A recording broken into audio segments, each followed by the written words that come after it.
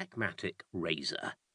The blade is a continuous band of steel, and after every 5 shaves I wind it to the next number. Number 1 is the last, which is of course significant. Yes? Then I stay on number 1 for 10, 15 shaves maybe, before I get a new cartridge. I ask myself why. There you have it, eh? The audience had left. The empty seats yawned at him. Kleinzeit got out of the train, poured into the morning rush in the corridor. Among the feet he saw a sheet of yellow paper, A4 size, on the floor, unstepped on. He picked it up, clean on both sides. He put it in his attaché case. He rode up on the escalator, looking up the skirt of the girl 9 steps above him. Bottom of the morning, he said to himself. Kleinzeit went up in the lift, walked into his office, sat down at his desk.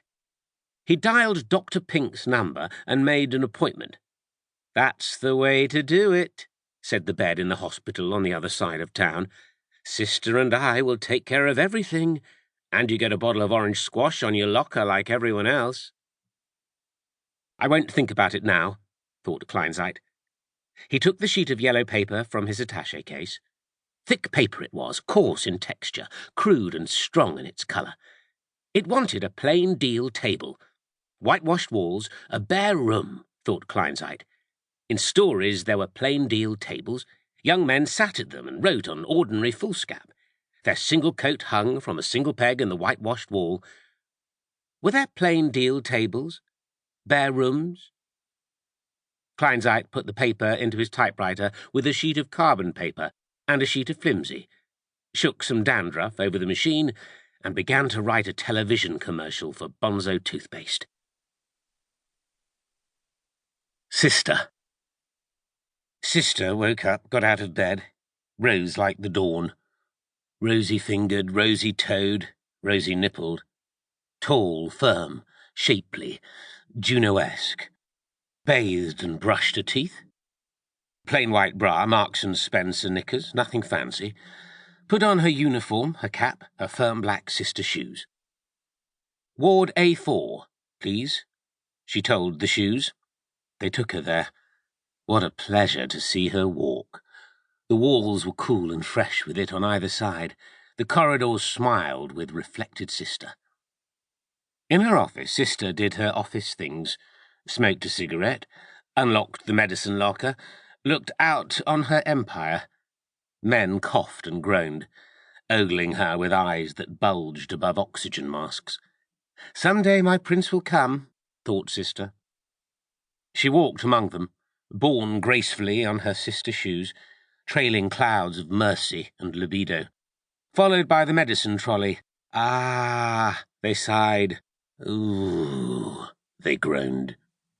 Deeply they breathed in oxygen, demurely peed in bottles underneath the bedclothes.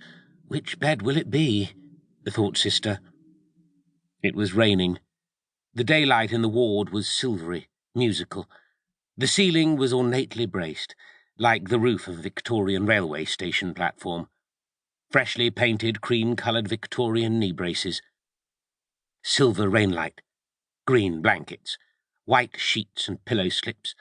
Patients in their proper places, crisp young nurses, blue and white, neatly ministering.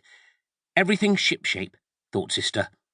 Which bed will it be? The sack. How's it going? Said the creative director from between his sideburns. I think I've got it, said Kleinzeit from under his dandruff. We open on a man pushing a barrow full of rocks. No music, just the sound of his breathing, and the creaking of the barrow, and the sound of the rocks bumping along. Then we move in for a close-up. Big smile as he takes a tube of Bonzo out of his pocket, holds it up, doesn't say a word. What do you think? The creative director sat down in his tight trousers, didn't light a cigarette because he didn't smoke. Kleinzeit lit a cigarette. Cinema verite approach, he said. Why a barrow full of rocks? Said the creative director, 10 years younger than Kleinzeit. Why not? Said Kleinzeit. He paused as the pain flashed.